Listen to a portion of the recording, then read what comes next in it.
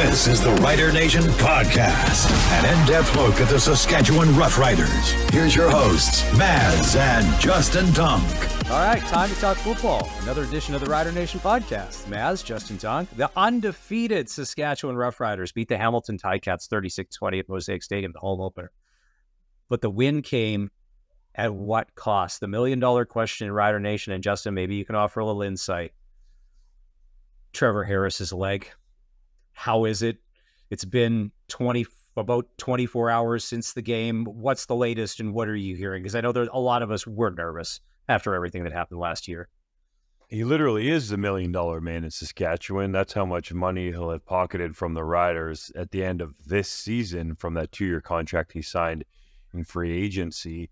And, you know, I'm not going to rush to judgment here. I'm going to trust in what Corey Mace has said because I think he's been truthful as a head coach so far. Yes, it's only been 3 regular season games, but he's been honest and very forthcoming talking about a number of topics. And when we asked him directly on the CKRM post-game show, he said that he felt like Trevor Harris was going to be okay and that the bye week was well-timed to be able to potentially have him back on the field against the Toronto Argonauts. I know some people might look at the situation and freak out in Rider Nation, but these things I tend to have some patience on because it might look bad, but Trevor wanted to come back in the game. And Mace talked about that post-game as well, that he was begging and trying to get in there. So I think it was just a smart decision for Mace to not put him in there. The Riders had a comfortable lead. Shea Patterson was playing okay.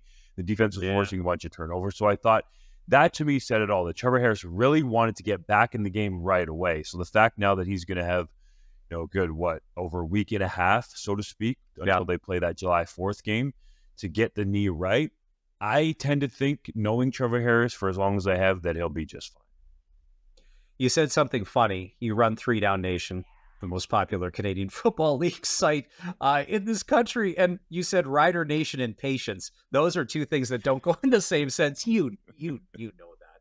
I thought it was a good sign when we were watching the game for the press box in Mosaic, and instantly everyone's like, left leg, because for a lot of people who got confused, and me at the start last year, correct, right? It was the right leg that had the surgery, not the knee that got hurt in the Hamilton game. So not that we want to see anybody injured, but it's a different leg. It's not the scenario where he re-injured the same thing. That's right. Tibial plateau fracture he suffered last year on the right side. This is the left side. And he came back with the brace on and was throwing on the sideline. And I thought as he threw more, was putting more weight on that left foot that you have to use to drive through your throwing motion. So I think, you mentioned it, Rider Nation might not want to be patient. Sometimes they freak out, but just let's see how he progresses here. I think it all is on the positive side with Trevor Harris.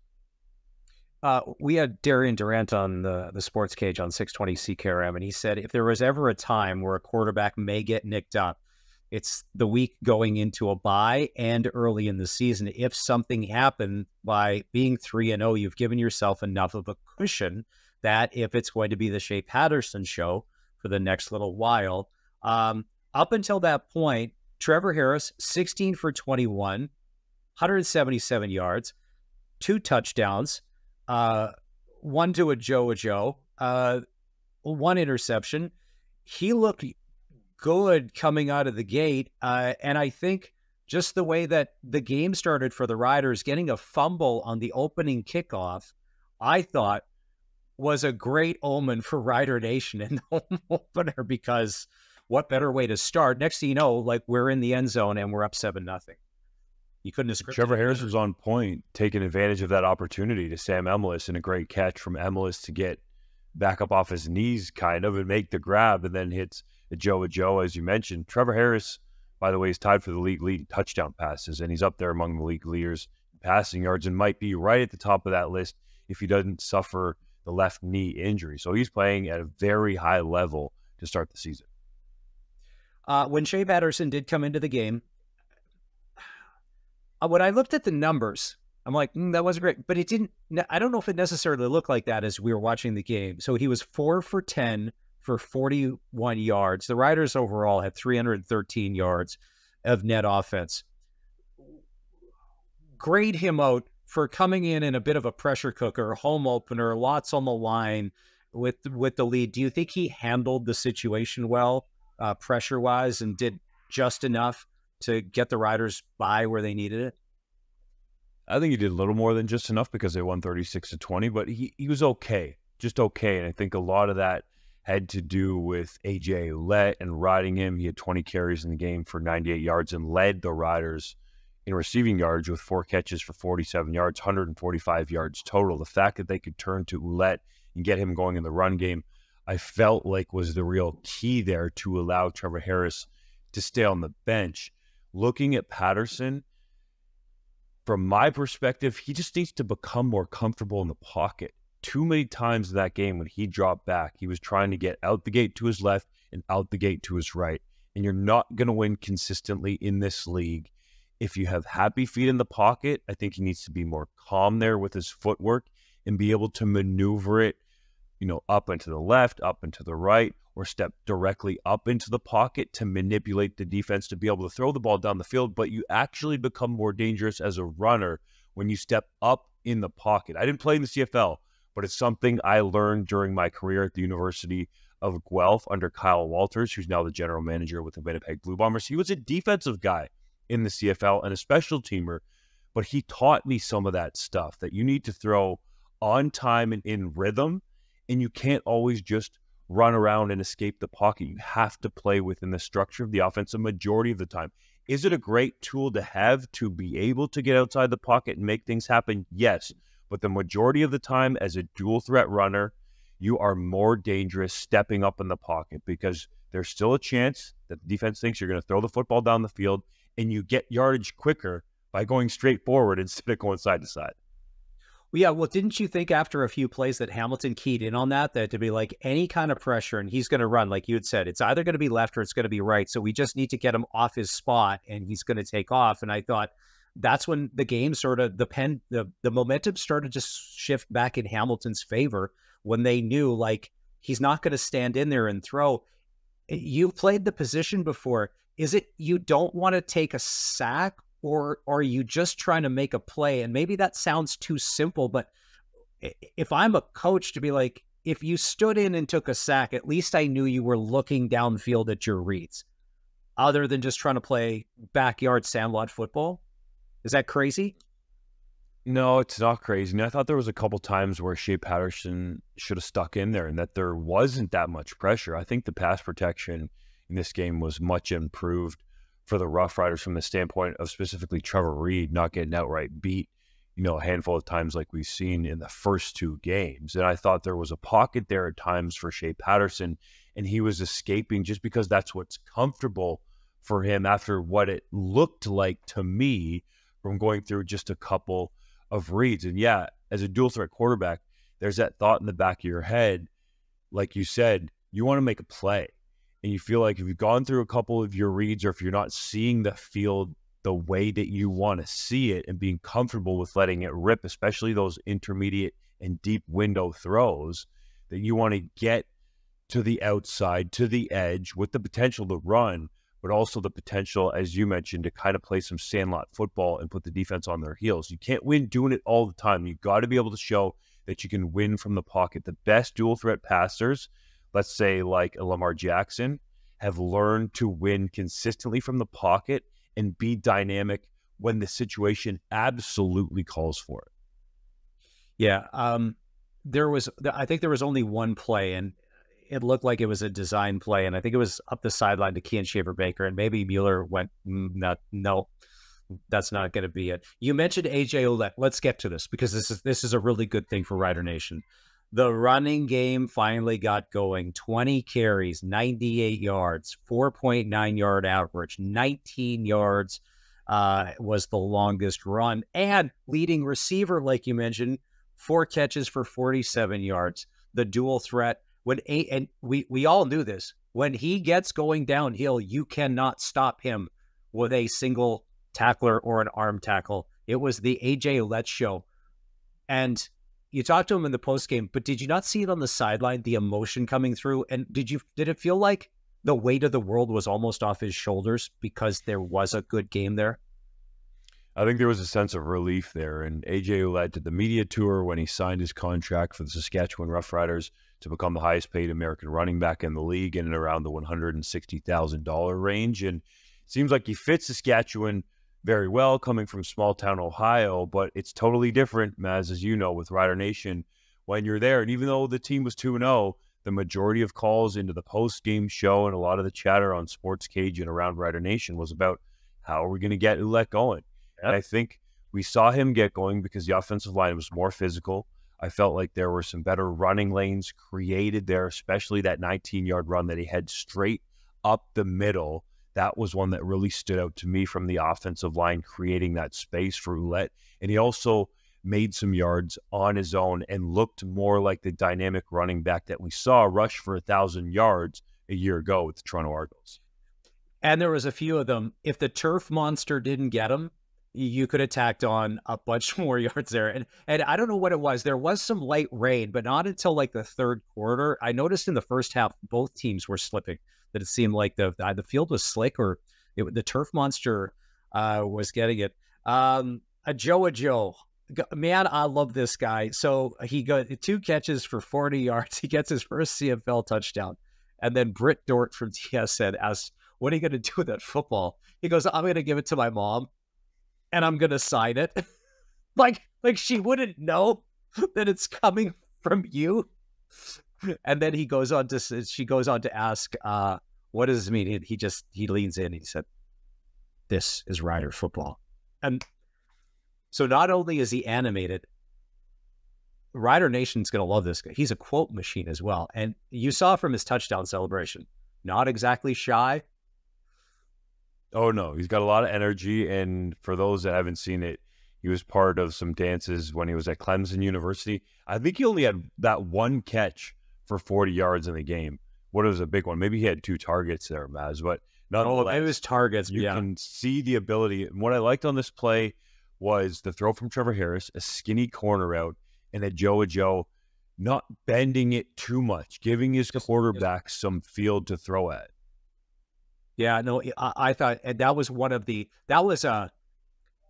if you're a football purist, that was a beautiful football play, just from everything, the point of execution and Harris and just how he dropped it in and went. And probably on the flip side of that, before we get into the defense, in Hamilton, we let Bo Levi Mitchell get off to a hot start, and then he just seemed to keep it up all game. Bo Levi, if you can disrupt him off the start, it's not that he can't get hot, but sometimes he just didn't get going. And it seemed that yesterday it was almost too little too late, that they had Bo Levi rattled a little bit. What did you see defensively from the week before in Hamilton to this past game that they did to have him shaken? I think they moved Bo Levi Mitchell around decently, and Corey May somewhat agreed with me in that Week 2 win in Hamilton, but I just thought this time they actually got him down a couple times. Charbel DeBeer, the Canadian defensive tackle, had 2 sacks on the day, but the pressure seemed, I would say, more consistent than it was a week ago, even though there were no sacks a week ago. I liked what the front did. We saw Scoop Carney I felt like, more active in the game, and, the best play from that defensive line that stood out to me had nothing to do with the pass rush. It was Miles Brown almost giving James Butler the cleater there at the goal line. It was a physical effort from the front. They met the challenge that May set forth, and that was for them to dominate the game and show that they could disrupt the passer, in this case, Bo Levi Mitchell, while rushing just 4, sometimes even 3. Bo Levi Mitchell had 3 interceptions. And if there's one thing I admire about Bo, not only did we end up staying on the same floor at the hotel, because I ran into him coming off the elevator, when he throws an interception, he is the least interested guy on the football field to be like, I bet you track that. No, it doesn't matter. It's like, well, I threw 1, I'll throw a few more. He just seems so unfazed. And he threw 3, that was Jameer Thurman. Took 1 back for a touchdown. And the Miles Brown, the hit on Butler at the goal line, if you haven't seen that, go watch it. that is, you want a definition of smash mouth football. When being at the stadium, the sound that it made was one thing, but then to see Butler like down, you're like, wow. Normally, because when you're only a yard off the ball like that, like it wasn't like there was a 10-yard head start. That was just some good old tough defense. Do you think Malik Carney? I think I saw you. I thought if there's one guy that wants to come out and have a great game against his old teammates, it would be Malik Carney, but it almost ended up being Jameer Thurman. He had 5 tackles, interception for a touchdown. I would say, as advertised so far, free agents money-wise, he's been worth every penny. You think? Thurman's been really good, definitely. I felt like he balled out. Obviously, he had the pick 6. I believe he had a fumble recovery or a forced fumble as well in the game. He was all around the football and doing what Corey Mace wants, getting those turnovers. He was definitely a part of it. And as for Malik Carney, Corey Mace has called him a freak. And I feel like there's still upside to be realized with Carney in Mace's defense. Rider Nation's going to have to be patient, even though I know they don't like to do so.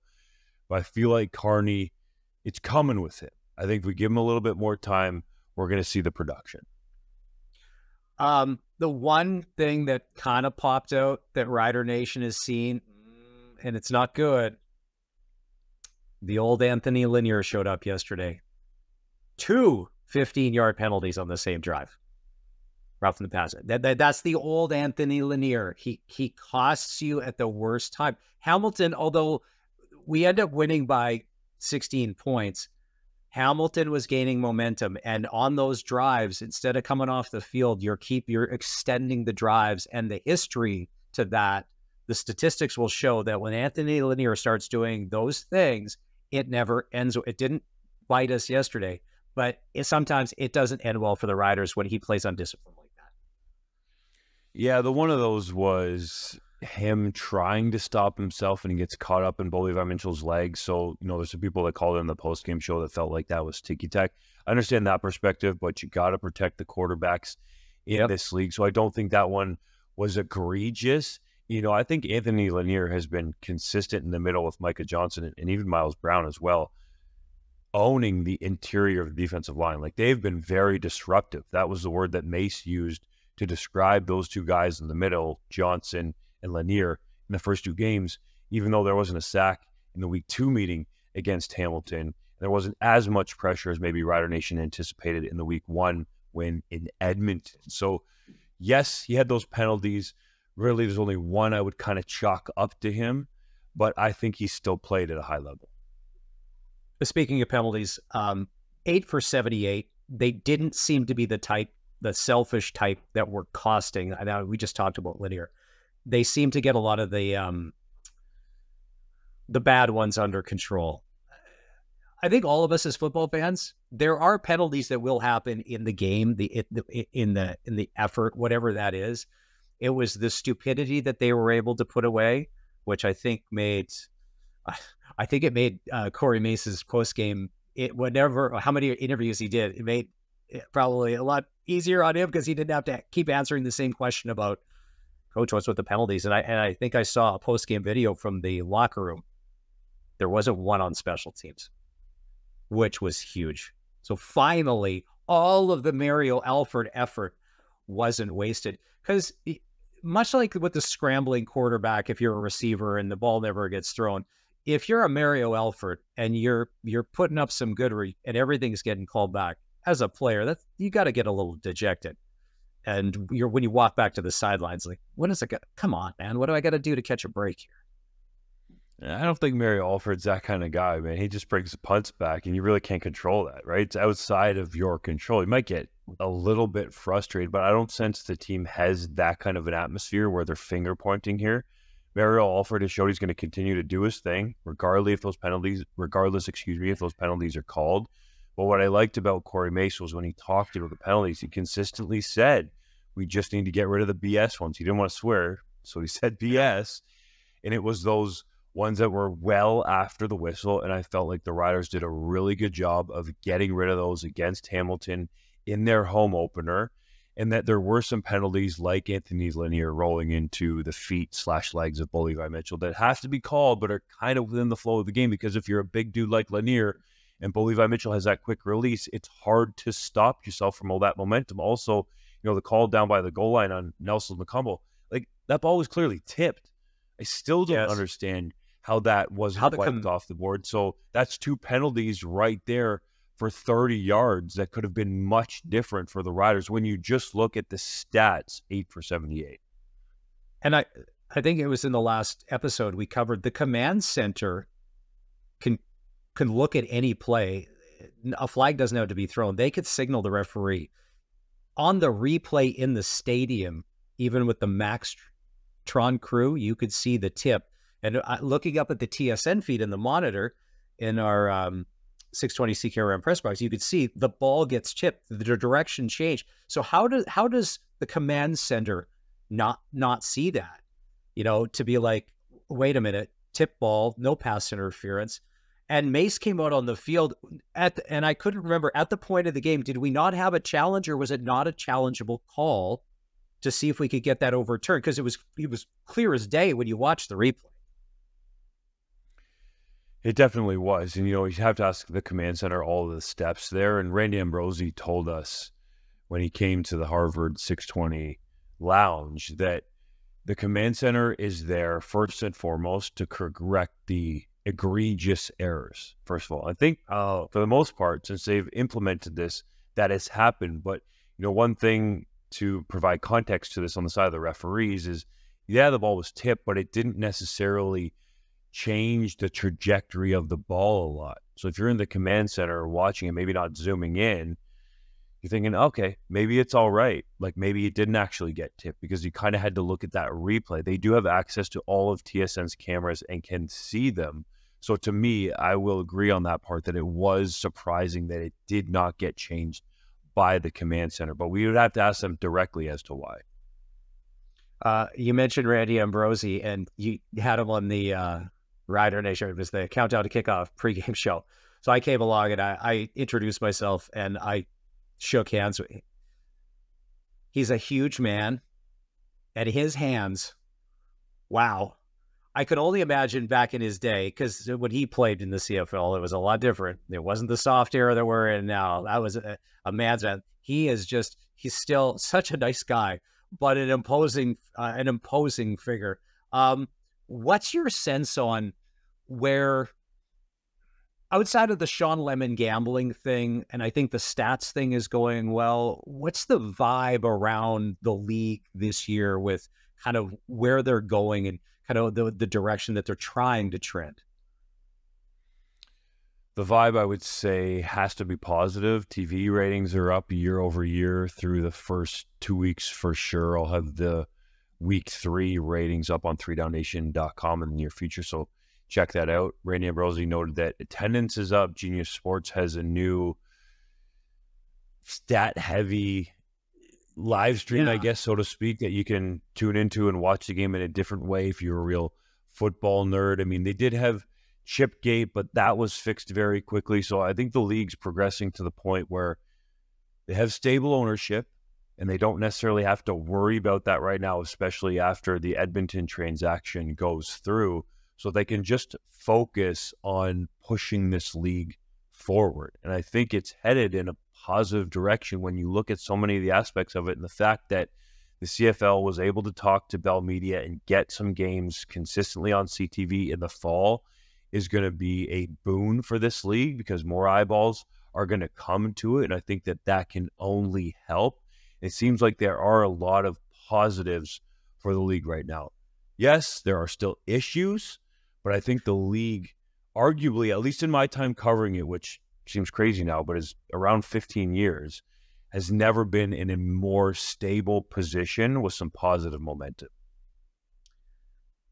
Remember when Fox put the electronic tracking color on the puck and people lost their mind? The CFL Plus thing that they're doing with the enhanced broadcast, that's the puck on steroids, time steroids, 10x. Because when I watched some of it the other night with the Winnipeg game, and it was the route tree. And it shows you exactly where everyone's going. It's cool. It's very stat geek stuff, but it is hard to watch when you have all of the color bursts going on the screen to track it. I was 5 minutes and I'm like, I got to go back to this because it was a little brain overload. Maybe you see the game differently than I do, but it was getting too hard to watch because I'm like, my brain just can't handle all this. What's going on right here? I'll ask you a question, Maz. When you watch a football game, do you watch just the football? That's a good question because at times, even yesterday watching it live, there was a play that happened and somebody said Kean Schaefer-Baker was wide open down the middle. I'm like, I didn't see that because I was watching the football. I wasn't looking at that. Okay, well, I was looking at. I was looking at that. I wasn't seeing the all 20 ball watcher.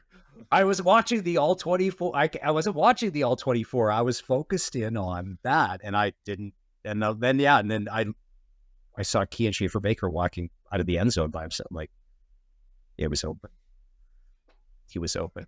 Are we now? Keep in mind, I'm the homer here. You're the objective one in the media. But as the Winnipeg Blue Bombers and the Edmonton Eskimos are sitting 0-3 for Rider Nation and the past 2 seasons that we had, you've got to be okay with that. You know what? We'll take the wins, and if other teams have got to lose. Edmonton, I think, is a bigger problem. Winnipeg, and I know we talked last episode, is it just not clicking, or are they too old and they're falling off? It's been so close, and they could have had a couple, if not 3 wins. That Montreal Alouettes scoreline was a little more spread than the last 2 that were 1-possession games. I guess the BC Lions could have scored a touchdown there at the end, but I felt like Winnipeg did have a shot to win in week 3. I don't think it's at the point where we can just say, Winnipeg's old and write them off. Are they in an 0-3 hole? Yes. Is it going to be difficult to get back out of that and into a playoff position? Definitely so, but I'm not going to put it past Mike O'Shea, Zach Collaros, and the rest of that group that has proven 4 straight years they've figured out a way, with lulls in each of those seasons, to get to the Grey Cup. I'm not saying they're going to get back there again, but you cannot count this Bombers team out. On the other side, when you move west to Edmonton, I think there is so much cause for concern there. To me, Chris Jones and his old school dictatorship style doesn't work anymore with these players. You see how the players love Corey Mace. Kean Schaefer-Baker's dumping the Gatorade bucket on him for his first win at Mosaic Stadium. You see what Ryan Dinwiddie has done in Toronto, more of a calm, cool, collected approach. He's competitive, and you'll catch him sometimes, getting hot on the sidelines. But the foundation that he's created there in Toronto is different than Chris Jones. The dictatorship area doesn't work anymore. It's not Don Matthews saying that it's a dictatorship and I'm the head dick. That just doesn't work with this generation of players anymore. And that's why I think Chris Jones is on his way, or going to be on his way out. In Edmonton, there needs to be a breath of fresh air there. I think there is players playing too tight there because they're too worried about, his reaction either on camera or what it's going to be behind the scenes. And, some people talk about him being a player's coach who are really close to him, and those are his favorites. But it's very difficult to be a player in a Chris Jones regime. Let's just leave it at that. Yeah, well, it's funny. Both teams are 0-3, but it's not an equal 0-3. Winnipeg's 0-3. They could be 3-3 in 3 more games. And Edmonton, they may not get 3 wins all year. So I agree. There was a lot of people online saying, they're both. I'm like, no. One is completely different than the other. And then we'll wrap on this before we'll talk about the Mosaic experience. The Montreal Alouettes are a really good football team. They're getting better. They scare me. Are they scaring you as well with just how good and consistent they are? Offense, but that defense, Noel Thorpe, they look good. They look good. Yeah, I wouldn't say they scare me because I don't have to line up and play them, but I believe the Alouettes have shown that through 3 games, and that's all it is, but through 3 games, that they are the class of the CFL. Cody Fajardo's playing really consistent football. I think through 3 games, he's arguably the front runner for MOP. I know it's early, but I'm just talking about 3 games that he's played. He's tied with Trevor Harris, by the way, for the league leading touchdown passes with 7. And I think they found a way to be consistent in the run game because of their offensive line. I think they should be talked about among the best offensive lines in the league. I still think that distinction goes to the Toronto Argos, but the Alouettes' offensive line is really good. Doesn't matter if it's Walter Fletcher back there, Jeshurun Antwi, last year William Stanbeck. They consistently run the football. They found a way to get receivers in the building there to make plays. Yes, they have Tyson Philpott, who's really consistent as a Canadian, Keon Julian Grant, who I think still has some potential to be reached. But after losing Austin Mack, they just seem to find Americans that they can stick in there and get it done with. Cody Fajardo throwing them the football. And then you look at the defense. Sean Lemon, yes, he's playing after appealing the gambling suspension, but I still think he's playing at a high level, and he's a real leader on that defense. And Darnell Sankey, ever since they brought those 2 guys in last year, this defense has been difficult to score points against, and largely outside of Marc-Antoine Dequoy, and this is not a shot at the rest of the defenders on the team, it's a no-name defense. You have one dude at each level, so to speak, Lemon, Sankey, and Dequoy, and then you have some physical, fast, hard-hitting defenders that have played well in Noel Thorpe's scheme. I think it's really easy what the Alouettes are doing. Consistently running the football. Cody Fajardo's making smart decisions. They're not turning it over, and they're aggressive on defense and limiting the explosive plays. Sounds simple to do, but the Alouettes have consistently done it, and that's why they look really good. Well, and whether you like Danny Machocha or you don't, he's got a good eye for talent. He knows how to assemble a roster. Like you said, these no-name guys, all of a sudden by the end of the year, they'll be like, man, where did that guy from? Like the Austin Mack last year, be like, where did this guy come from?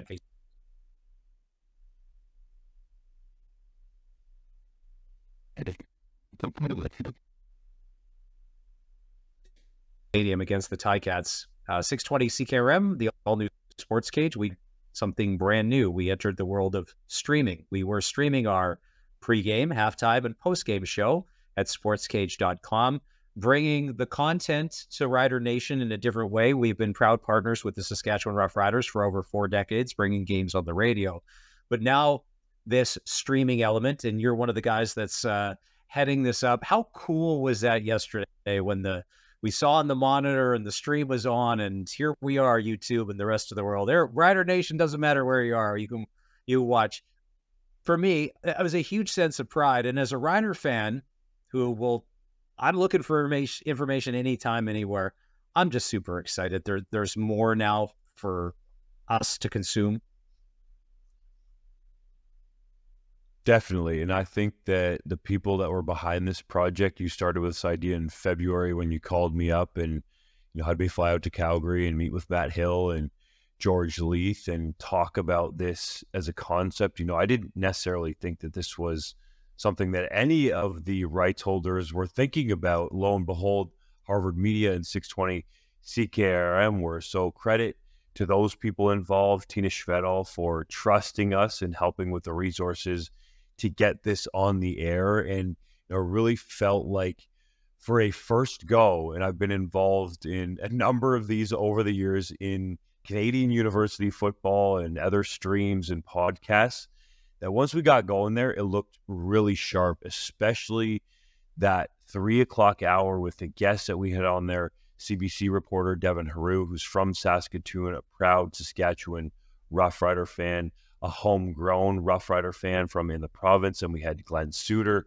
Obviously, we know his status in the province and what he did when he was with the Riders because he was calling the game for TSN, has been doing that for a long time. Randy Ambrosi came in there, and then we ended it with Mark Habicht, who was behind the Obsidian Green jersey concept, leading into the Rider Nation pregame with Dave Thomas, Luke Mullender, and then Mean Gene Mikowski on the set. We're going to bring you the big names and faces now because you can see us on the live stream every time there's a Rider home game, and it's only going to get better. Maz, that's all I'm thinking about right now is how we can make it look sharper, dial it in, have the content at a high standard level, but I'm excited to go at this project with a bunch of people who are passionate about Canadian football, and specifically in your case and the other people involved in Harvard media, for the most part, the Riders.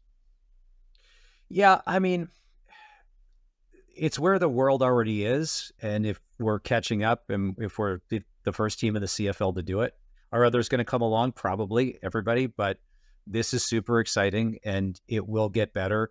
One of the things that we talked about last week in Rider Nation is Darian Durant, who was a big free agent signing for us. We got him on the radio back in April. So he's got his own show every Monday. If you haven't checked it out, it's called Double Talk, and nickname being Doubles. It made sense to do this every Monday at 5 o'clock on the all-new Sports Cage. And so one of the things that we're going to do, and you'll be part of the stream, is we're bringing Darian to town for Labor Day. And we're going to do a dinner with Doubles. It's a Rider Nation fan event. So if you've always wanted to meet Darian and say thank you for winning the Grey Cup in 2013, you made a lot of us Rider fans happy. You're going to get a chance to do that. It's an event in Casino Regina. We're going to do a special live Rider radio roundtable after dinner. Darian's lining up a bunch of friends, ex-players, people, other celebrities that will be there. The Rider Game Day crew, including yourself, will be there as well. But the best part about all of this is the proceeds from that event are going to go to the Rider Foundation in honor / in memory of Jim Hobson. And Darian tells the story, and you can go to listen to the podcast. Darian said there is no Darian Durant without Jim Hobson. Jim Hobson was the guy that believed in him, that said, no, this guy is our starting quarterback. He is our guy. We're going to win with him. And he said, without him, and there's nothing. He's just another guy that came through the CFL from American college, had a cup of coffee, and then was just on his way somewhere else. So when we started talking about this with Darian, he said, anything for Hobson. And so far, the response has been great. So this is going to be the Saturday night before the Labor Day Classic. Regina's full anyways.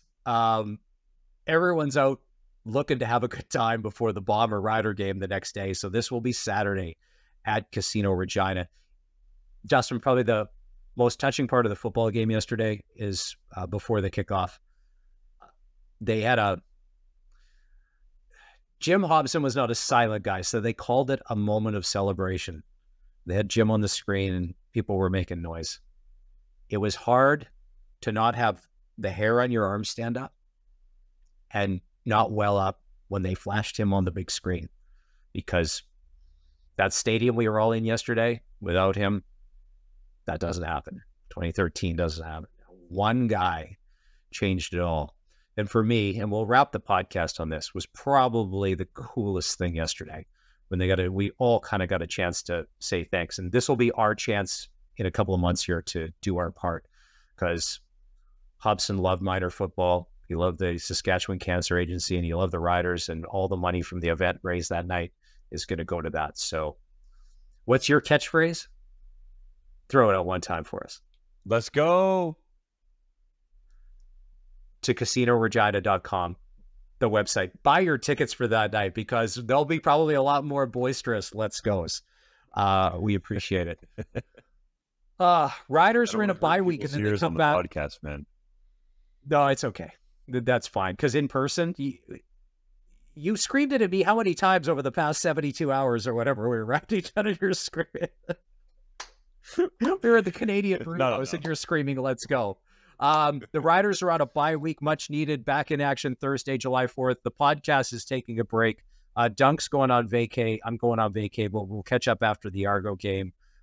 This is the Rider Nation podcast, and if you want to catch this and any other content, including the stream from our very first efforts into the toe in water streaming world, you can catch it at sportscage.com. The Rider Nation podcast. Like and subscribe wherever you get your podcasts, or go to sportscage.com.